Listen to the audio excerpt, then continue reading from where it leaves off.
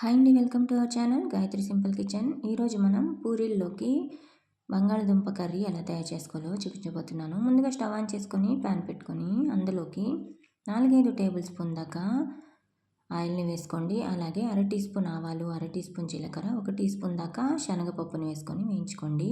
ఇవి చిటపటలాడాక 8 నుంచి 10 దాకా పచ్చిమిర్చిని ఇలా చీలికలుగా కట్ చేసుకొని వేసుకోండి. అలాగే లావుగా 2-3 మీడియం సైజు ఉల్లిపాయ ముక్కలను కూడా కట్ చేసుకొని ఇలా యాడ్ చేసుకోండి.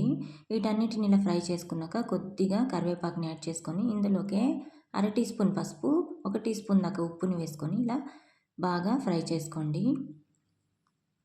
ఇలా ఫ్రై అయ్యాక ఒక 2 మినిట్స్ దాకా మూత పెట్టుకొని మంటని మీడియం ఫ్లేమ్లో పెట్టుకొని మగ్గనివ్వండి. ఇప్పుడు 2 మినిట్స్ తర్వాత ఇందులోకి 1 కప్పు దాకా వాటర్ని వేసేసుకోండి.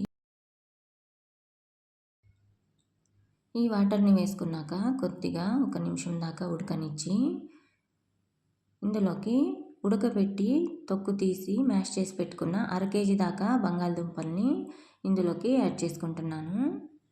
వీటన్నిటిని ఇలా కలిపేసుకొని ఈ బంగాళదుంపలు ఉడుకు పట్టాక ఇందులోకి ఒక 2 టేబుల్ స్పూన్ దాకా పుట్నాల పప్పుని 1 కప్పు వాటర్లో కలిపేసుకొని ఉండలు లేకుండా కలుపుకొని ఇందులోకి యాడ్ చేసేసుకోండి.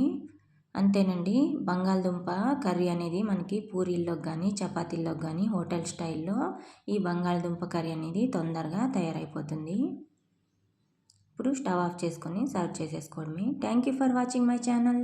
ప్లీజ్ లైక్ చేయండి, షేర్ చేయండి, అలాగే సబ్స్క్రైబ్ చేసుకోండి.